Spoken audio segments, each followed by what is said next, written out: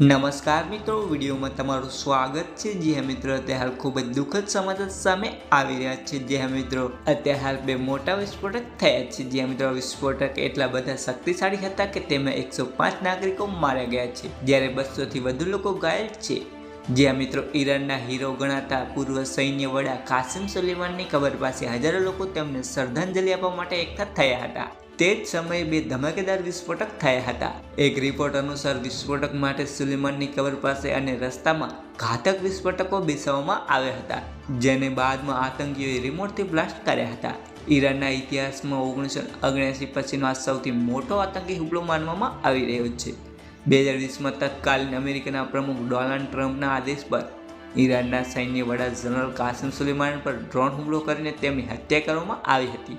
અમેરિકાના હુમલામાં માર્યા ગયેલા સુલેમાનની વર્ષીય શ્રદ્ધાંજલિ પાઠવવા માટે તેમના ચાહકો બુધવારે એકઠા થયા હતા, જે દરમિયાન એક વિસ્ફોટ કબર પાસે જ્યારે બીજો વિસ્ફોટ કબર તરફ જતા રસ્તા ઉપર થયો હતો। ગણતરીની મિનિટોમાં થયેલા બંને વિસ્ફોટ પાછળ આતંકીઓનો હાથ હોવાનો દાવો ઈરાને કર્યો છે।